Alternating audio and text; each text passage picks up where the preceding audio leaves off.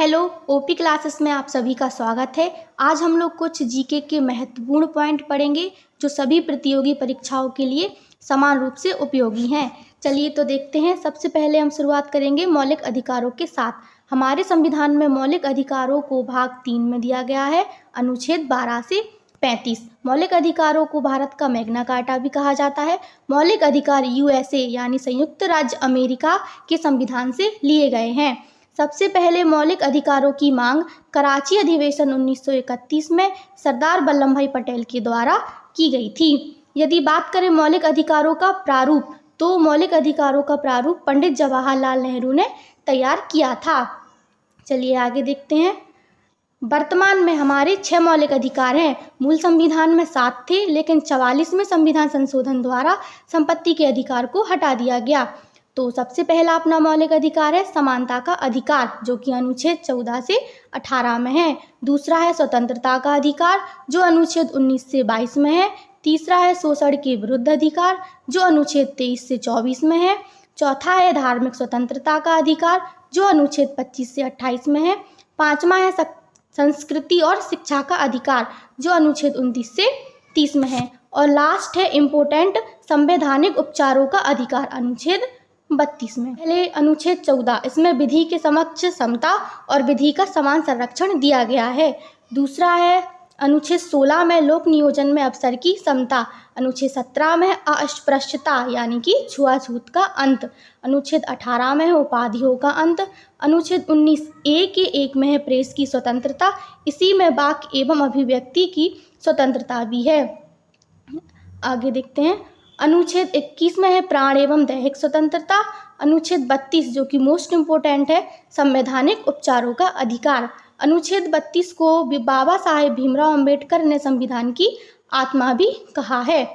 मौलिक अधिकारों का हनन होने पर अनुच्छेद 32 के तहत उच्चतम न्यायालय में अपील की जा सकती है, जबकि अनुच्छेद 226 के तहत उच्च न्यायालय में अपील की जा सकती है। नेक्स्ट टॉपिक है राज्य के नीति निर्देशक तत्व।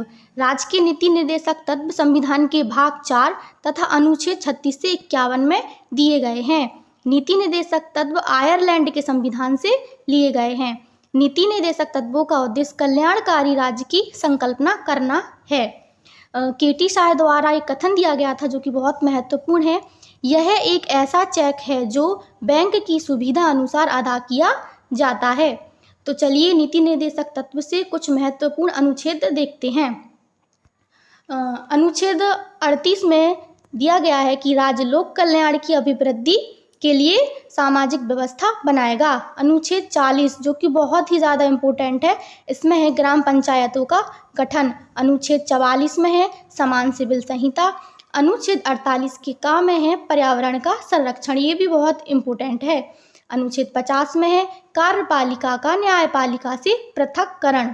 अनुच्छेद 51 में है अंतर्राष्ट्रीय शांति एवं सुरक्षा। चलिए अब हम यूरोप महाद्वीप के कुछ महत्वपूर्ण तथ्यों के बारे में जानकारी देंगे। यूरोप महाद्वीप में 46 देश हैं। यह दूसरा सबसे छोटा महाद्वीप है। सबसे छोटा ऑस्ट्रेलिया है, लेकिन उससे पहले यूरोप है। यूराल पर्वत एवं काकेशस पर्वत द्वारा यह एशिया से अलग होता है। यूरोप का सर्वोच्च शिखर माउंट एल्ब्रुज है, जो कि रूस में उपस्थित है।